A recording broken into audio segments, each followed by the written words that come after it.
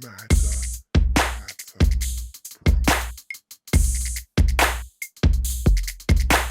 Bonkers. We are looking and interviewing an esteemed host, Mr. Quiet Storm, and personality Lenny Green for over 20 years at 107.5 WBLS, which comes on your airways Monday through Thursday, 7 p.m. to midnight. He's also on Sundays from 7 p.m. to 10 o'clock at night. And this is such an honor, sir. Thank you for being here. Brother DJ, RJ, the honor is mine. I thank you for thinking of me. I thank your producer for thinking of me and for allowing me to be a part of this esteemed show. I've heard a lot about it. As we both have said, a lot of folks who we know in our circle have been on this program. So I'm happy that it's my turn up at bat, and I'm here to give you the best of me, the best way I know how. Yes, it is. Yes, sir. And you're a Brooklyn-born resident. A lot of my family and loved ones in Brooklyn. We're both New Yorkers. At the age of 9, you had caught the singing buzz. Who was your major influence before you got into radio as far as singing at the age of 9? Hands down, with no question, RJ, it was Michael Jackson. No question. Wow. I had my little plastic microphone that was around this big. It was to a recorder, but I used to get in the mirror and mimic as best way I could Michael Jackson, I Want You Back, all those songs. I thought I was going to be the second Michael Jackson on the rise. Obviously, God had a different plan for me, and I'm fine with that. I'm fine with the plan, God. Fine with the plan. But I love the opportunity because I sang from 9 years old until I got to college, and I went to college, as you know, Kingsborough Community College in Brooklyn. So once I got to college, I went into college with singing, not radio. Okay. It was on the campus of Kingsborough Community College that I was introduced to the radio thing, and then life, God flipped it all around and said, this is the path I want you to take, and no regret.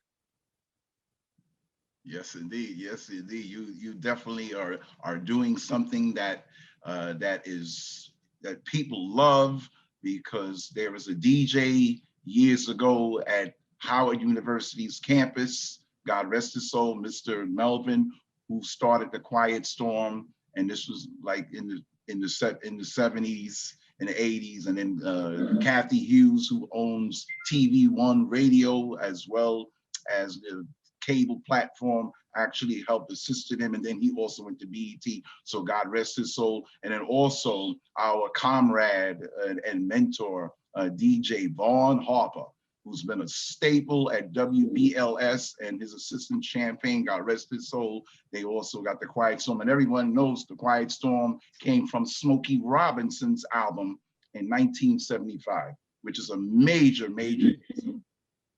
So we see. RJ, you did some great homework, brother. We love you for it. And you're absolutely right. Now I want to take you back. You was at the Apollo at 12 years old. Do you remember the song that you sang? Because you did survive. I did survive. The song I sang had to be from a group by the name of Tavares. Oh wow! One of my favorite groups in the 70s in the disco era. In the disco era, yeah, they actually were the first group that we became familiar with. That came out of Boston.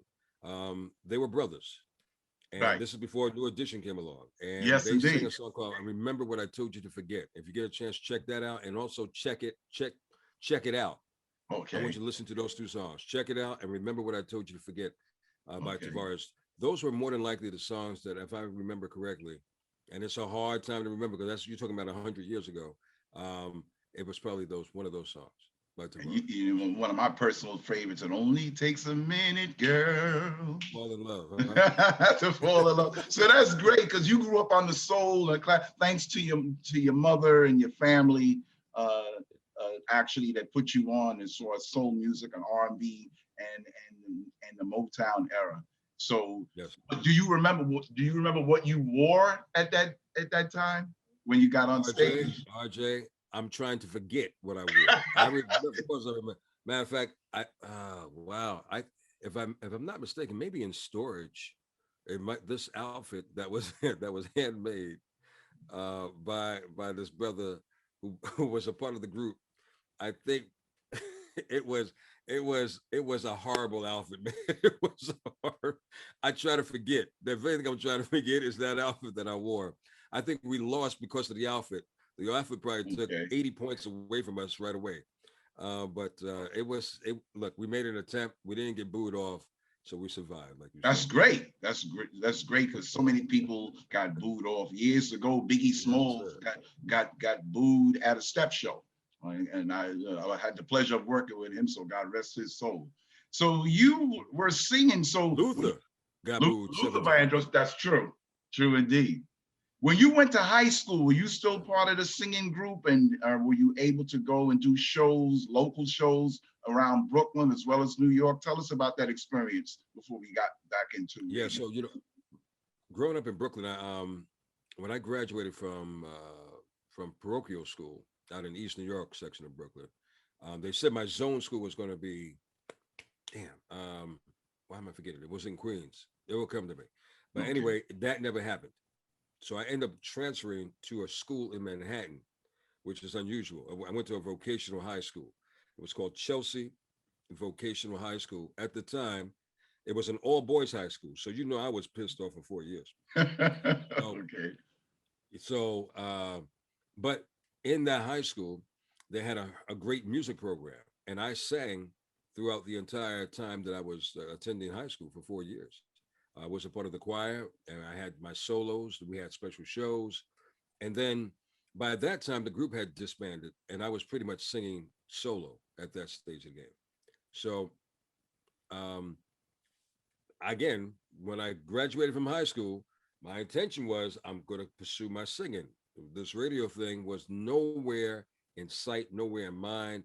Yes, just like you, RJ, I grew up listening to New York City, the golden voices of New York City radio. And even though I listened to radio, it did not even come into my interest zone of me wanting to do radio. So, Wow. again, it was by me stepping in.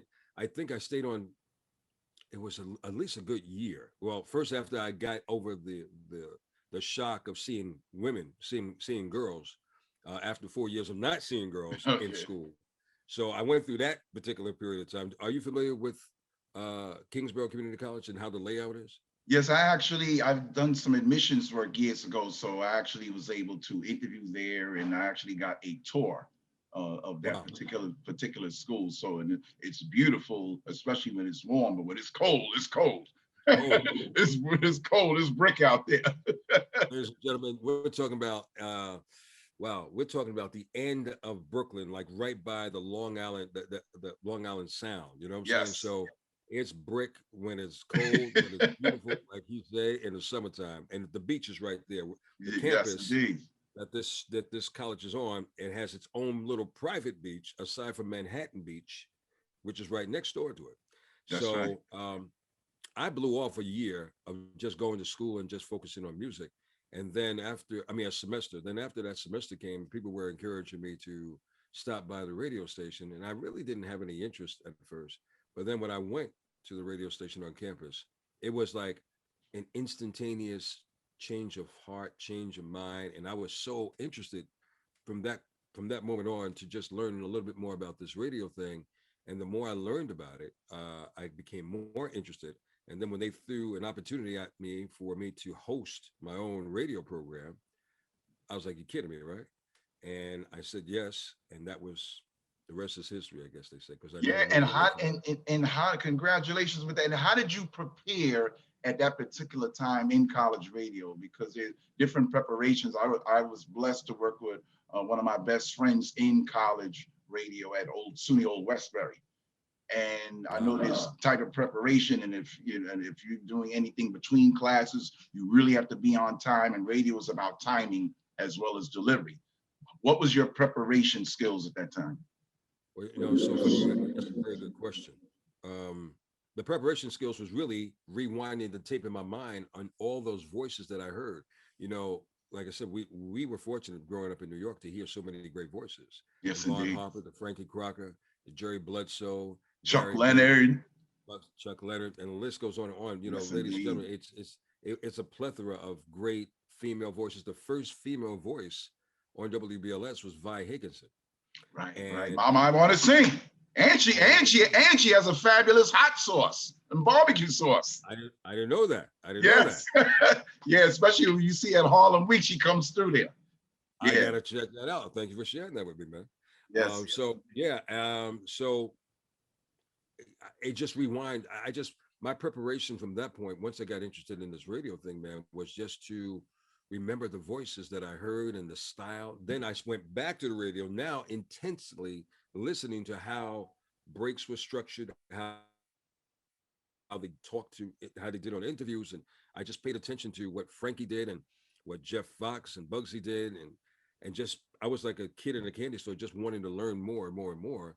And so I took all of that information and made an attempt in doing this radio thing. They gave me a Sunday show at Kingsbury Community College, and they Okay. asked me what kind of music would I like to play, because college radio is not set on one format; it's a multi-layered format. Right. So out of the clear blue sky, I said smooth jazz, because I remember my older brother exposing me to smooth jazz music, Mhm. and I played everything from Bob James To down the road, Sade, right? Hook, and Okay. Okay. Wow. Sade, no question, man. Yeah, because you remember at So years and ago at the then time, CD 101.9, and how disappointed so many of the listeners, including myself, when it went defunct. We were like, well, where can we else can we go? And that format is missing right now. You know, well, I'm going to tell you something. When my brother introduced me to jazz, CD 101.9 wasn't even in existence. There was another radio station in New York called WRVR.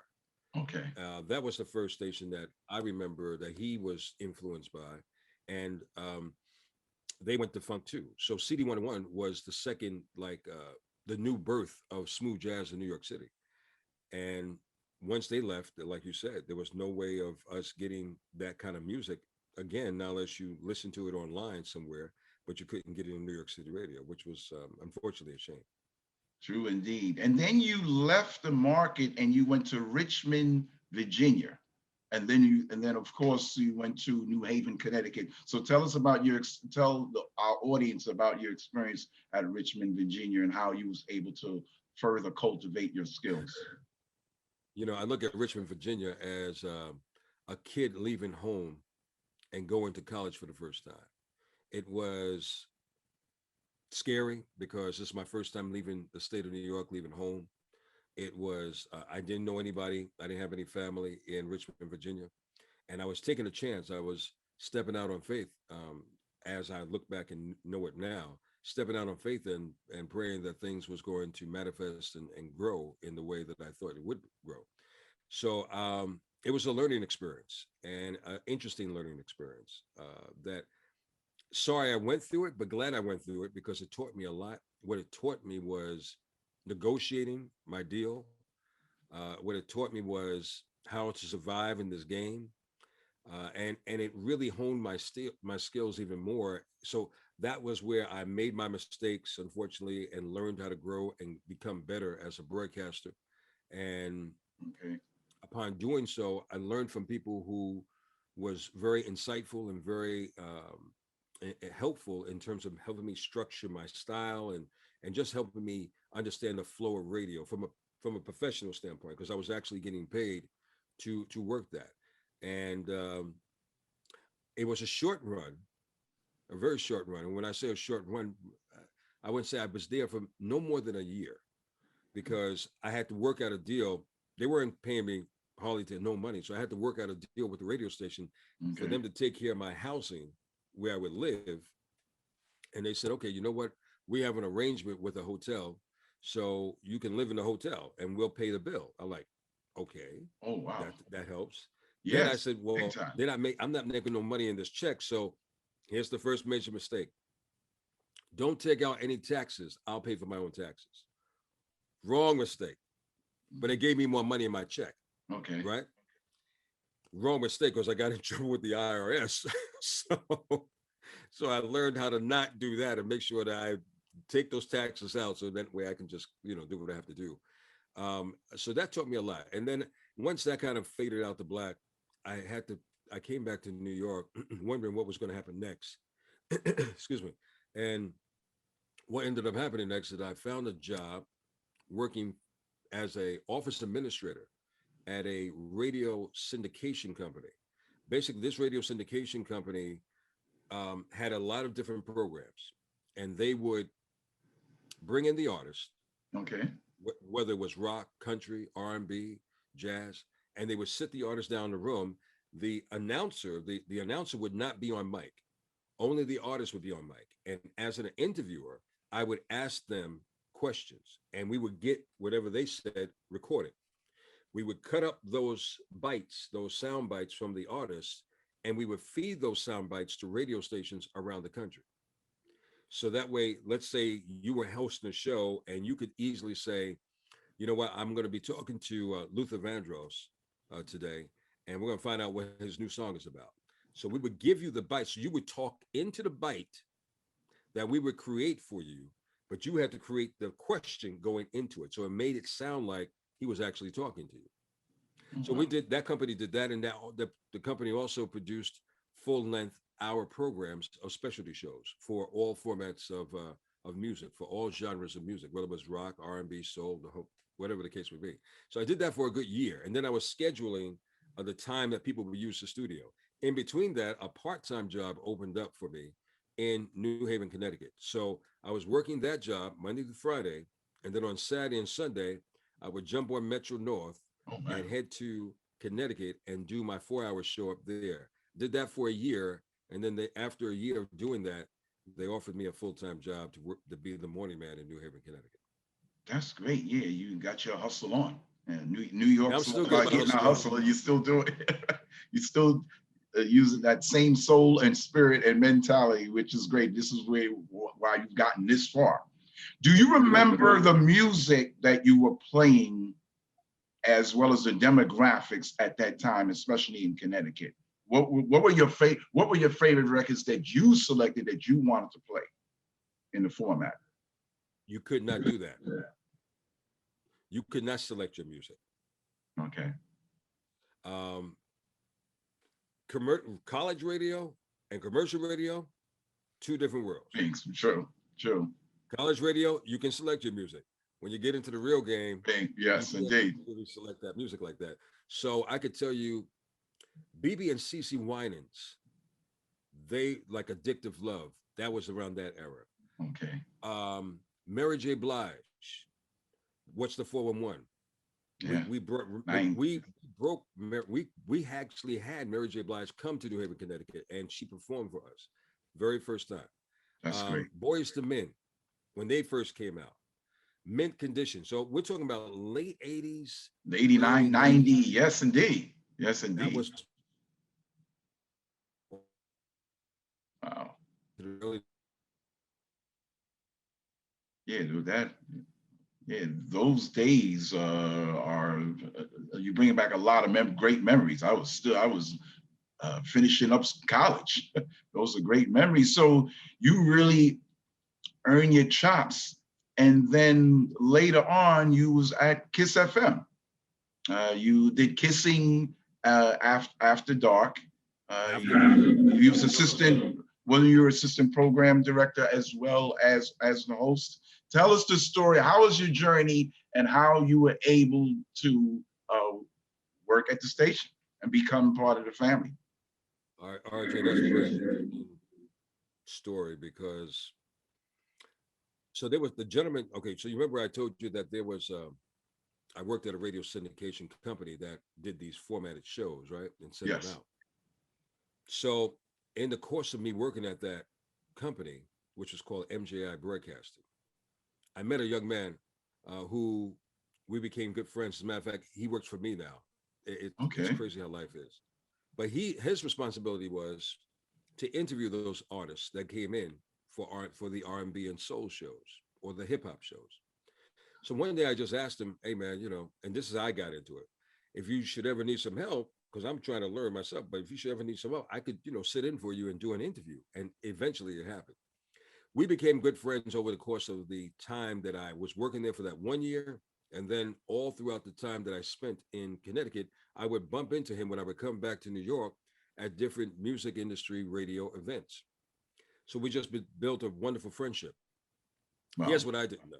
When the radio station in Connecticut started to change, and I was, I, I did unemployment for a minute, but before I even came, after I left that station, that black station in that I was working at in New Haven, Connecticut, I ended up on a pop station in New Haven, Connecticut, Oh, wow. working just weekends. And during that time when I was working at the pop station, which was like a mixed format, um, I bumped into the brother who I just mentioned. His name is Ken Simmons, by the way. Mm. And I told him what my situation was. I was on unemployment for a minute, and I ended up working at this pop station. He said, "Well, man, you know what? The next time you come to New York, I'm going to introduce you to my friend Vinnie Brown." I said, "Hold on, hold on, hold on, hold on, hold on, hold on. You know Vinnie Brown like that?" He Wow. said, "Man, Vinnie and I, we grew up together." I said, "Ken, I know you for over 10 years. You never said you would do Vinnie Brown like that." So he was a man of his word. I came back down to New York. He called up Vinnie Brown on the phone. The next day, RJ, Vinnie Brown said to me, "Come in and see me." I was like, "Are you sure? Sir, you want me to come and see you?" He said, "Come and see me." So when I got to the interview the next day, he says, "Let me tell you right out the gate, I have no job to offer you. Do you want the job?" But let me say it again. I have no job to offer you. Do you want the job? Mm. I thought I like, is this a trick question? I said, "You know what, sir, I want the job that you do not have to offer me. I want that job." He said, "Okay." He said, "Because I got all my announcers. I have my part-time staff. I have my fill-in staff. So I really don't have no job to offer you."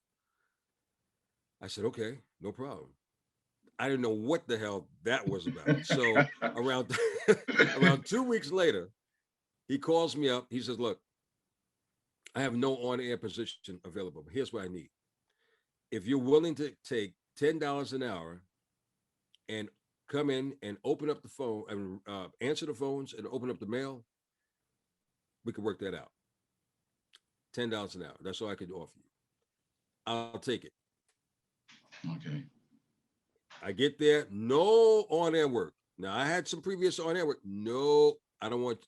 I just want you to answer the phone and open up the mail and programming. No problem, sir. I answered. So here's the way I look at this, RJ. I went from being not in the building to being in the building. Which counts? You got to get your foot in the door. That's what There counts. you go, sir. There you go, sir. Gotta get the foot in the door. So my foot is in the door now. So it happened. Around 4 months later, he said, "So Deborah Rath, she was doing middays. She's sick. I need you to go on the air." I'm like, "What? You need me to go? You need me to go on the air?" Now you have to understand, RJ. I'm shaking in my boots, shoes. My hands are sweating like 5 gallons of water's in my hand. I'm like, "You want me to go on the radio?" He said, "Yeah, I need you to run. I need you to go on the air."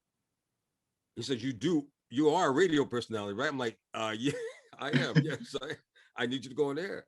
I went on the air, and man, you're talking about somebody who was scared out of their wits. That would be me. But God got me through it, and I evidently I did well, and eventually, like that just led to me doing part-time work. Eventually, like when I say eventually, because I was at Kiss FM for like 16 years. Wow. So Yeah. eventually, Shayla, who was hosting Kissing After Dark, Yes. was put into Morning Drive with Isaac Hayes and Jeff Fox. Yeah. God rest his soul, Isaac Hayes. Great brother. Great, Rest his great soul. musician. Especially Great. that album, 1968, Hot Buttered Soul. One of my favorite albums. Yes, sir. Yes, sir. One of mine too. And great And company that you've been. It goes to show you have to stay ready in life. yes, sir. You do have to stay ready. And I do my best now to do that. Stay ready so I don't have to get ready. Yes. Yes, indeed. Yes, And indeed. so once Sheila went to work mornings with Isaac Hayes and Jeff Fox, um, the boss at the time, because Vinny had left Kiss. So the boss at the time was Toya Beasley. Yes, She yes, put it, me, said, well, why don't you just fill in for Shayla at night? And what ended up happening, the way Toya tells me the story is that her girlfriends were listening to the show and they said, oh, who you got on doing the show at night? I like the way he sounds. So you need to put him on again. And that's what she did. She ended up putting me on again and again. And eventually they said, we're going to keep you in doing Kissing After Dark. And I ended up doing Kissing After Dark until Kissing After Dark went away, until Kiss went away.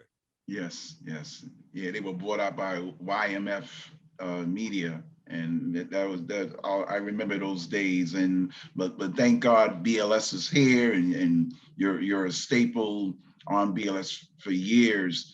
So when you got to BLS, uh, was it it was immediately for you to actually do what you're doing now? And like, how was it leading up onto the syndication? And congratulations with you being in a lot more markets. Well, thank you. Thank you. So here's how this worked. I missed a piece of the puzzle that I should have said. So in the midst of my time at 98.7 Kiss, an opportunity came for me to work a syndicated show with Brian McKnight. Again, Brian Oh, McKnight right. was also one of those artists that came out in the early 90s when I was working in Yes. Connecticut. We broke his records. So I knew of Brian, I knew Brian and we had a good rapport with each other because we met each other on many occasions. And I ended up working with Brian McKnight on his show for a year.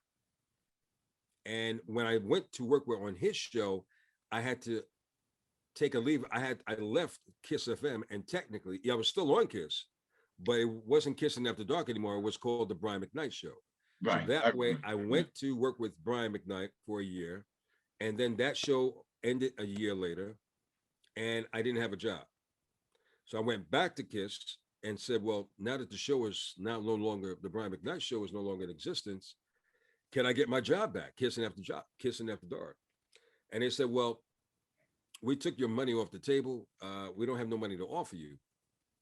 But if we can get somebody to pay you, we'll bring your program back." Okay. I'm giving you real talk. I don't Wow. really talk about this a lot.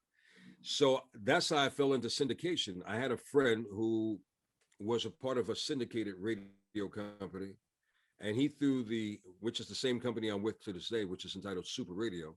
And Okay. he threw a rafter in the water and saved me. And this is how Kissing After Dark with Lenny Green came along. And I was already in syndication. So when Kiss FM went away, I was an independent contractor. I wasn't on the salary of Kiss or MS at the time. I was working through this radio syndication company. So when BLS heard about that, I was competing against, at the time when I was on Kiss, doing Kissing After Dark and syndicated, I was competing against Keith Sweat because Keith Right. Sweat had just started doing it on BLS. And doesn't he have a show still in Atlanta? Well, he's syndicated. He's syndicated now, right? Wow. So he's on 40 stations around the country now. Oh, wow. So um, that was through Clear Channel. He was on Clear Channel. Right. So it was by God's blessings that True, indeed.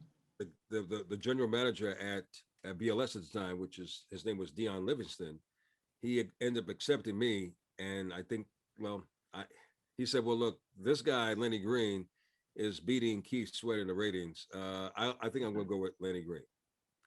So that's how BLS happened, and I've been on BLS ever since. That's great. So, in order for you to really succeed in this business, as you know from the Tom Joyners and the Doug Banks, and I believe Donnie Simpson too, it's best to be syndicated, as we see with Steve Harvey. The syndication is the way to go. What are the markets? Because a lot of us, when we listen to you, like I'll hear you talk about Georgia and Atlanta. What are the markets you currently in across this country? And congratulations. Well, thank you, RT. I appreciate it. It's my God's grace that I got that. So you're right. You heard Georgia. I'm in Augusta. I'm in Lake Charles, Louisiana. I'm in Milwaukee, Wisconsin. I'm in Tuscaloosa, Alabama. Wow. I'm in I'm losing it. Nassau, Bahamas. Oklahoma City, Oh, wow. How did you get it? How did you get into the? How did you get into those markets? What was the criteria for you to get into that? Because that's amazing. Well, that's the thing. Super Radio is the syndicated company that I work for, and their job is once you get with a syndicated company, a syndication company, which is either Super Radio or like a Clear Channel, or you mentioned Kathy Hughes a little earlier. I think she has one a syndication company called One Syndication, Yes. which covers her radio stations around the country. So once you become a part of a company, their job is really to get you into the other markets. So they Okay. market you, they pitch you, and they offer the programs to the other radio stations around the country, and that's how you get on.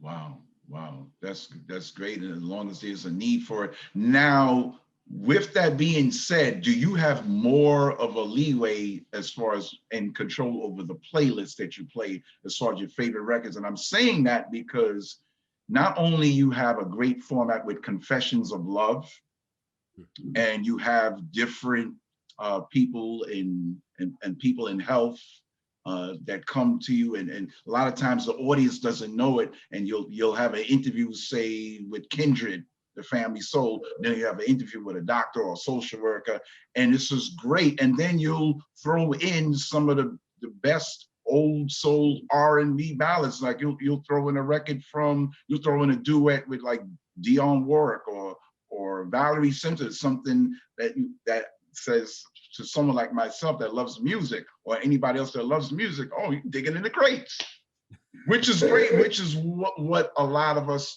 who listen to, that's what we look for, so it's safe to say that you have more of a leeway being and more of a control of your list while you're being successfully syndicated, Well, as opposed to just having a regular show. right. On That's air. a very good question, RJ. I would say I don't have more of a leeway, but I do have some input. Okay. The way the show is delivered to the other stations now, because of technology and because this pandemic that we went in kind of spiraled us to go in a different direction, I will introduce and put in certain songs, but now each radio station can format the rest of the hour to their liking, to their city.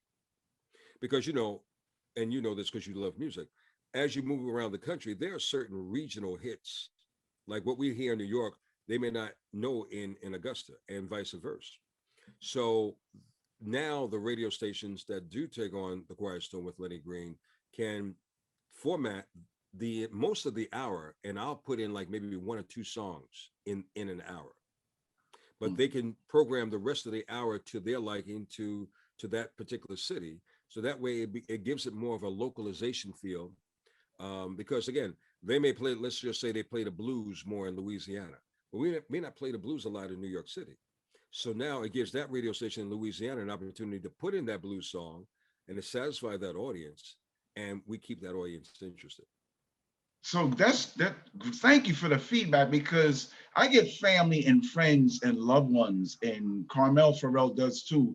We always find that we ask, well, how come we don't hear as much of the OJs or Levert? Because a lot of times you want to hear maybe some old Stephanie Mills, or you want to hear some Donna Summer, or you want to go back and hear some music from Lakeside, or you want to hear some slow jams, like for example from like from the 80s, like from little dance music, but there's a lot of records, and be like, well, I didn't hear this, or I didn't hear Guy in a long time, or I didn't hear that New Edition record, so would it be safe to say that some of the records that we may not be hearing may be more popular in other markets or less popular in other markets, whether it's Oklahoma, whether it's Alabama?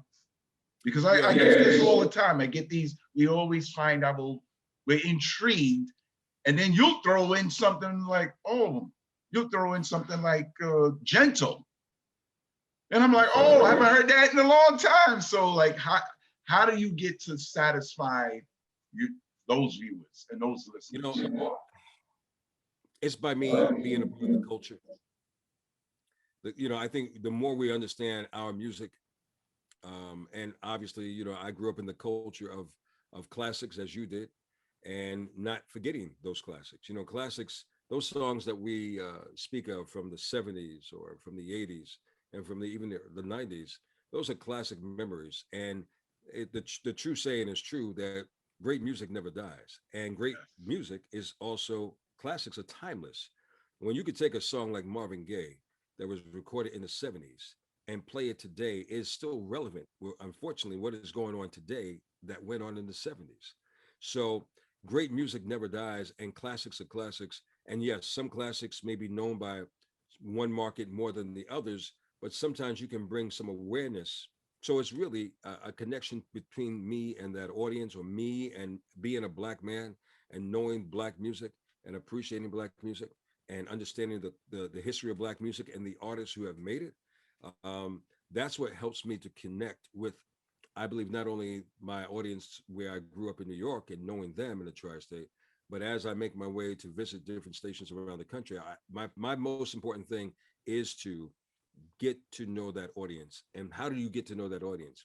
You have to get in that community. You have to go out and meet people. You have to get out there and talk to people. I'm from that, like I was trained in radio in that regard, where I believe in connecting with people. I believe in shaking hands. I believe in making friends. I believe in understanding what goes on in that particular city.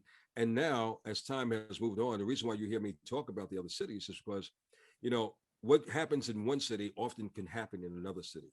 And I think we all need to be on the same page. I think we all need to share certain information. So I True like to indeed. share information to impart. You might have family in in Lake Charles, Louisiana. You might have family in Oklahoma. I don't know. You know, New York City and New Jersey and Connecticut is a melting pot of so many people that have transitioned from one city to the next. So I might be speaking about something that's going on in the South, and you could simply give your family member or your friend a call and say, "Hey, look, did you know such and such is going on down there? Because I just heard this on the radio," and vice versa. So I pray that I'm delivering information. I hope it's useful, and I hope it's not too much over the top, because again, I do a quiet storm format, which is a little unorthodox normally under the quiet storm regime to do what I'm doing. Like, you know, in most quiet storm formatted shows around the country don't talk about loving relationships during the quiet storm. They don't. Most don't do what I'm doing in terms of sharing information with the other stations, you know, what the other cities that we're in.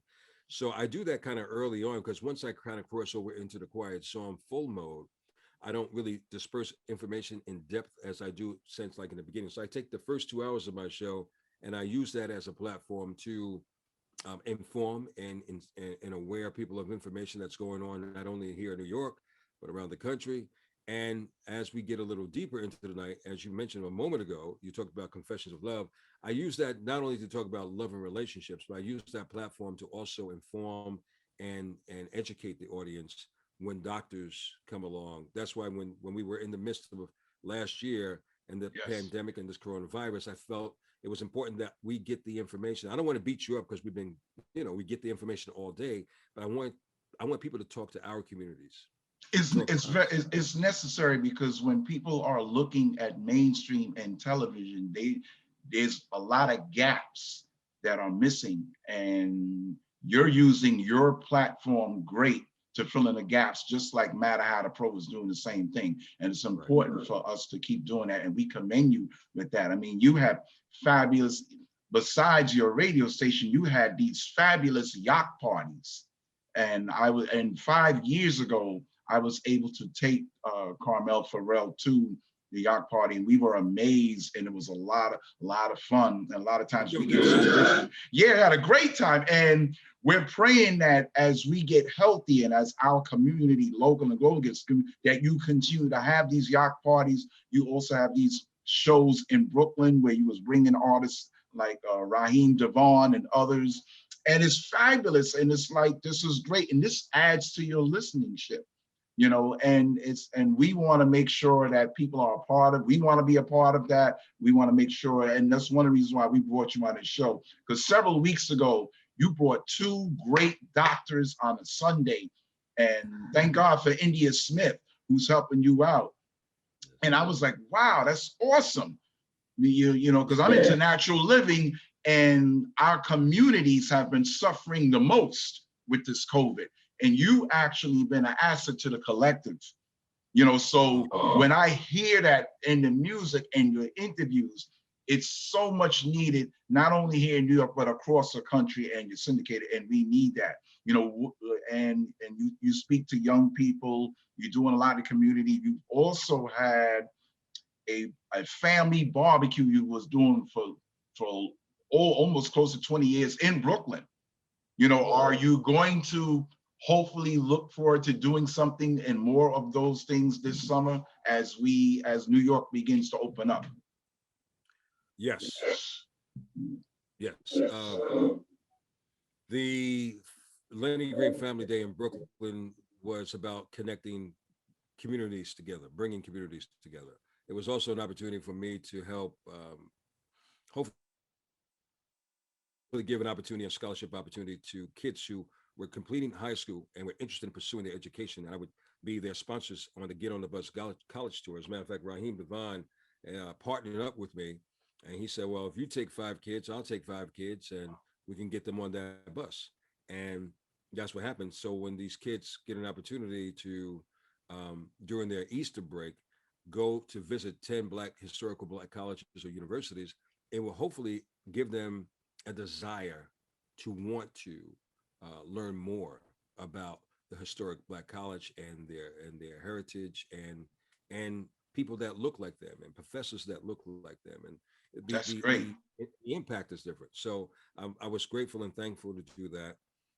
And like I just like bringing people together. My thing is I like bringing communities and people together to have a great time, because I think if, with all the stress and all the problems that we all, and I do mean all of us go through, we just go through it at different times. Truly. We need that way of just escaping, that moment of just happiness, that moment of creating great moments in our lives that we can reflect upon when we do come across our hard times, and just remember when, because sometimes that moment of escapism can do wonders to us emotionally and psychologically. And I think, with all the pressures of what life has the tendency to dump on our laps from time to time, whichever outlet we can get as a moment of escape, I hope that I can bring that to them one way or another. So I can assure you, RJ, that as time moves on, with by God's grace, I've got something else bigger in the works that I'm praying that things can get better with this pandemic, because I want to reveal it real Yeah, soon. definitely keep our audience informed, and definitely keep Matter Hatter Pro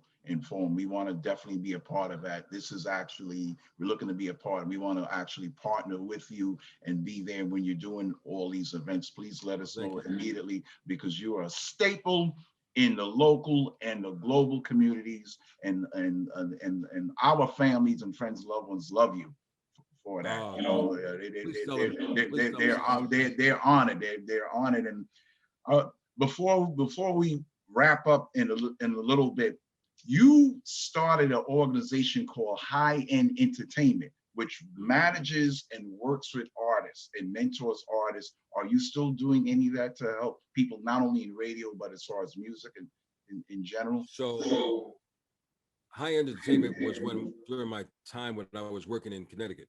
Okay. And when me and one of my business partners, we're still business partners right now, he continued it.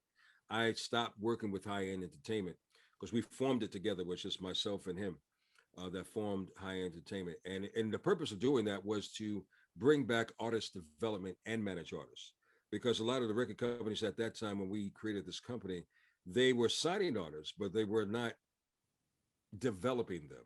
Right. And the only time that you really had a couple of a couple of companies that developed artists was Motown Records. Yes, indeed. And They're the then, king. They're the kings and queens of that. Thank to Berry Gordy and Smokey Robinson and but others. also Andre Harrell, Right. Uptown Records. God rest his soul. Great He brother. was about development and Yes. enhancing it. And, so we wanted to add our little 2 cents along the way and continue to help that process along, because an artist needs to be, look, the natural gift is what you present. But what you need to do is also know how to present yourself in front of media, know True. how to present yourself on stage, know what to wear, know how to create stage presence, and a whole bunch of other things that need to know in terms of etiquetteness when it comes to the business aspect of the industry. So that was our purpose in informing them and growing them as artists. I have stopped that for the most part. I do kind of micromanage an artist that is out now. His name is Lenny Harold, and Okay. he used to be a part of Blackstreet. He was a part of the Right. second installment of Blackstreet, and you'll see him from time to time. But he's been doing some phenomenal work, and we're working with him at the moment, and we hope to work with one artist at a time as time goes on. So you can expect some interesting people that we kind of get underneath our in our camp, and we're just kind of helping them, groom them, and hopefully set them on the right path so they can go continue to soar their careers. That's great. That's great. Yeah, we want you to continue to be a part because you seem like you're a part of that, and and it's much needed.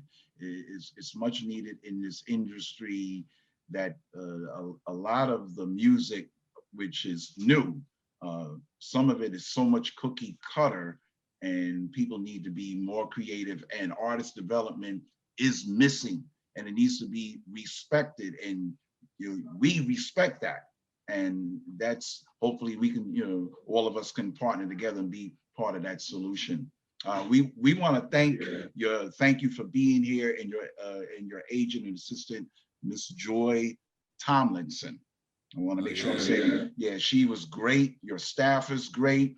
thank you. How can our audience stay in contact with you besides listening to your great show on BLS? What else should we look forward to in the future, especially in the coming warm months as we transition out of winter? Well, first, RJ, just want to thank you and Carmela for allowing me again to be a part of this wonderful program, man. I've been waiting in line, waiting for my turn, and you didn't forget me, so I thank you, and thank the lady who's behind the scenes who just makes all the magic happens. But the best way to connect with me, look, I stay connected.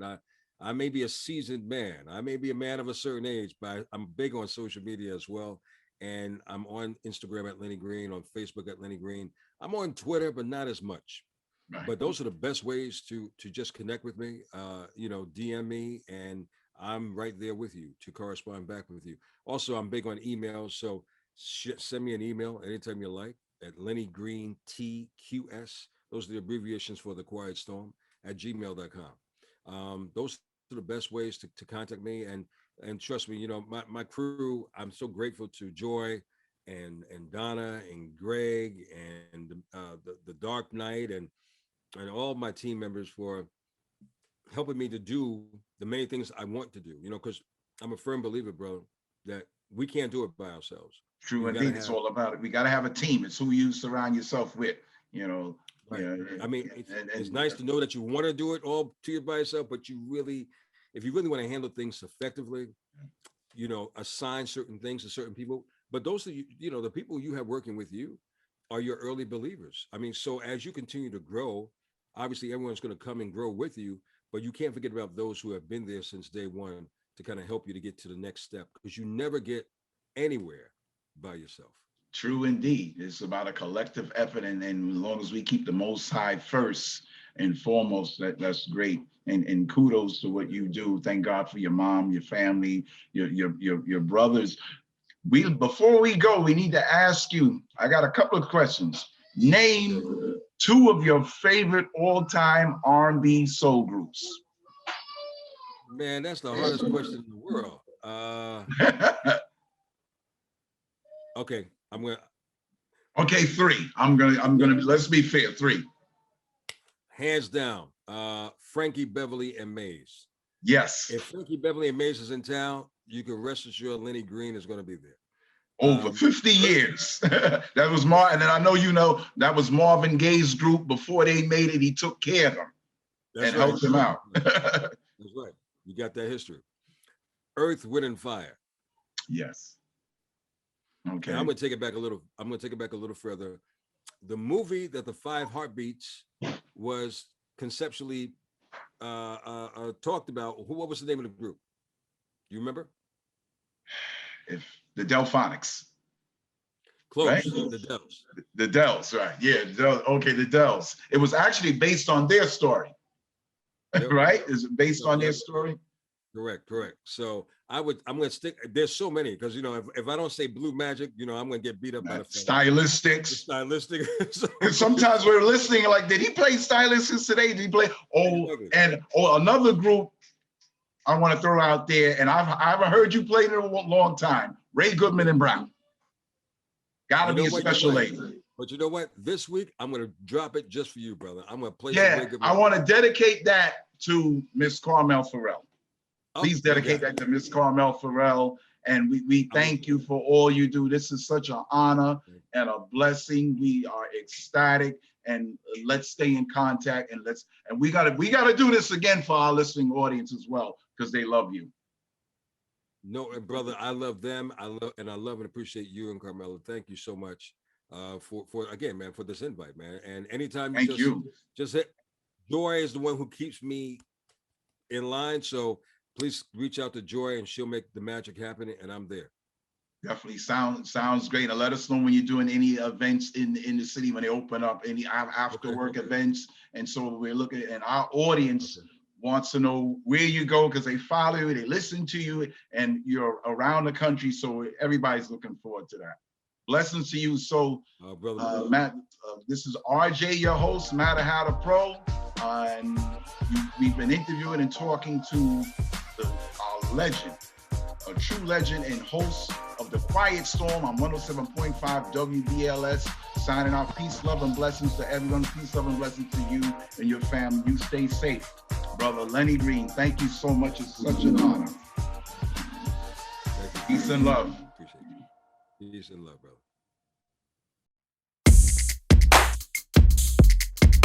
Matter.